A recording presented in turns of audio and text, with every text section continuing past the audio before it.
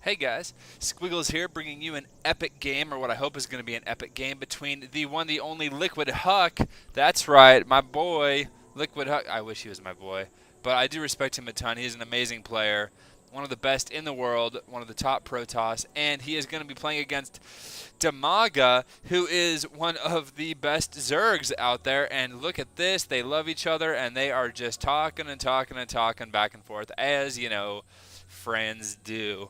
But I'm really excited. Let's get the production tab up here. I am really excited to see these two go at it because they're just so good. And they just do all the little things. And when you're a pro, it's really the little things that matter. So I can't wait to see what these guys do as they start opening up. I'm looking at the production tab, and it looks like they're really not doing anything too crazy. Everything's pretty standard. Okay, you see this little thing that HuK just did where he took his probe and he just like scooted over here to the side? That's because the Zerg could possibly spawn, if you look at the mini map right here.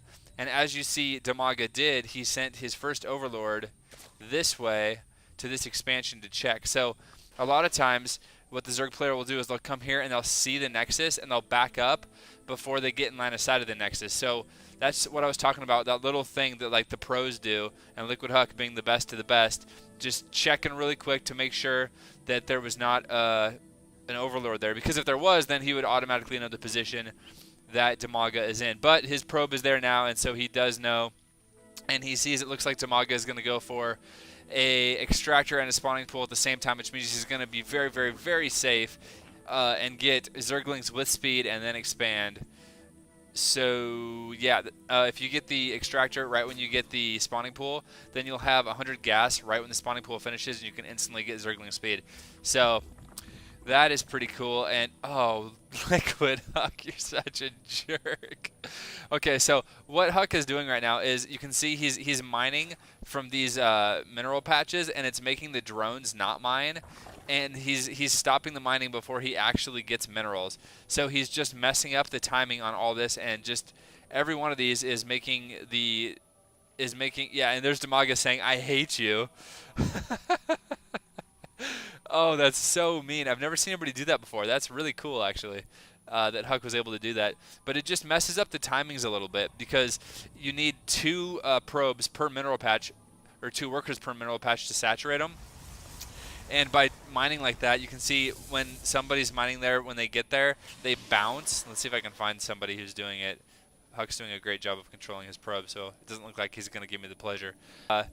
But they bounce to another one, so he was just making the drones bounce a little bit and lose some mining time. So that was very unique probe harass by Liquid HuK. I really liked that. And we see DIMAGA is going to expand. I expect to see him taking many bases because he's expanding away from his opponent this way, and he's going to be able to do that without very much pressure. Good positioning on these two buildings by HuK. You see he put the pylon here, and this pylon power allows him to build buildings all the way in this area. So he puts his gateway here and his cybernetics core here, making this little tiny choke right here the only way that Zerg can get in. So one zealot on hold position is able to just hold down this ramp like a boss, and now he has another layer of defense in this sentry. So he is safety McSafe right now, and DIMAGA is very proactive with these Zerglings, just going all over the map, checking the Xel'Naga watchtowers, checking everything else. And now look at this, a ton of Zerglings coming.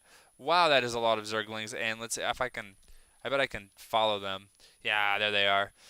Here they come. Cue the music.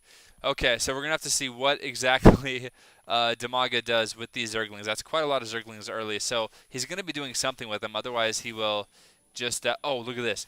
Okay, so he's baiting, and the Zerg units, or the Protoss units, and oh, what an amazing surround he gets on, and he's going to take out a lot of units. It looks like, yeah, he takes out all of those units, and HuK has to throw up a Hail Mary pylon, which actually makes this a solid wall off, and now he's going to cancel it so he doesn't wall himself in. But that was really close, and DIMAGA getting a lot of free kills right now. If we look at the units lost tab, you can see that DIMAGA has taken a clear lead as they both lost 5 units, but if you look at the resource difference, looks like DIMAGA is up by like 500, well, it was 5, now it's like 400, whatever. He's up by a lot, by a full expansion at this point. So Okay, the Nexus going down. Let's go back to the production tab. The Nexus going down for HuK finally, as he does have enough units to stabilize. And DIMAGA is just going to pull back. That's another mark of pros is they don't overcommit. When I play, I always am like, charge, fix bayonets, and then I just attack move, and then everything either works really well or just dies horribly. But these guys know very, very good. They have a very good feel of when to attack and when to pull back. And in the middle of attack, they'll be like, yeah, it's not working. They'll pull back just to preserve their units. So very, very, very high-level play from both of these guys, and I would expect nothing less. It looks like, okay, so DIMAGA, seeing that this force is pushing out, is going to build 6 roaches, it looks like, in the production tab, and here are the 6 roaches, boing, popping out, and he is going to be totally safe with these Zerglings. And I expect Liquid HuK to poke up here, see the roaches, and turn around. I don't see, I mean, otherwise, it'll just be a waste of force fields, really. And yeah, that's what he's going to do. He's just going to turn away and leave. Because, I mean, he poked. He did what he needed to do. He got DIMAGA to use some larva on attacking units as opposed to drones. But already, if we look at the income tab, we can see, yeah, that's what I thought. It looks like DIMAGA is up about 6 workers already. And going back to production, he's making 6 more drones now. That's one of the strengths of the Zerg and one of the potential weaknesses as well. But one of the things that's cool about that race is the larva management. And if they manage it correctly, they are able to get way, way, way ahead in drones, especially if no pressure is put on early. So that was a little pressure, and it was really kind of cool to see. All he did was move out, didn't actually attack, forced DIMAGA to make some units, and then pulled back safely. So good moves there. It looks like HuK making kind of an impromptu wall off here.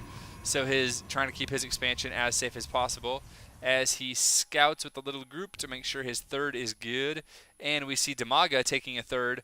So he realized that was what HuK was going to do. And also he has a few more units now, so he's able to defend that expansion. It looks like he has, it's 17, that's 8, yeah, 17 roaches now with a few more on the way. So also getting roach speed, getting burrow, and roaches doing amazingly well when they're burrowed. They regenerate health so fast. So you can really poke with them, do some damage, and then just fall back. Although it looks like HuK has an observer out now. If he has one with his army, then that will negate the whole purpose of getting that burrow for DIMAGA. Now HuK is going to get a couple of fake phoenixes. These are hallucinated phoenixes, and he is going to be scouting around the map, just checking the different areas and making sure that DIMAGA is not crazy expanding. And DIMAGA likewise is using, look at this, he burrows his Zergling right here. That's going to be so annoying. He's going to have to get, HuK is going to have to get detection over there if he wants to expand, because that Zergling is in the sweet spot. But HuK using Zerglings to scout, and DIMAGA using hallucinated phoenixes to scout. So, and now he's going to be fake shooting, and it finally goes down. So, a lot more roaches coming out for DIMAGA, and it looks like we're getting +1 weapons and plus for both Zerg and Protoss. And let's see what's going on. I kind of am expecting, yep, they're just so good at scouting, and you can see they're just constantly moving their forces back and forth, just poking, looking. You see Liquid HuK right there took out the Zerglings at the Zelnaga Watchtower and just pulled back, trying to make sure there's no scouting, or not giving free information, I guess, to DIMAGA. And DIMAGA looks like he's going to be starting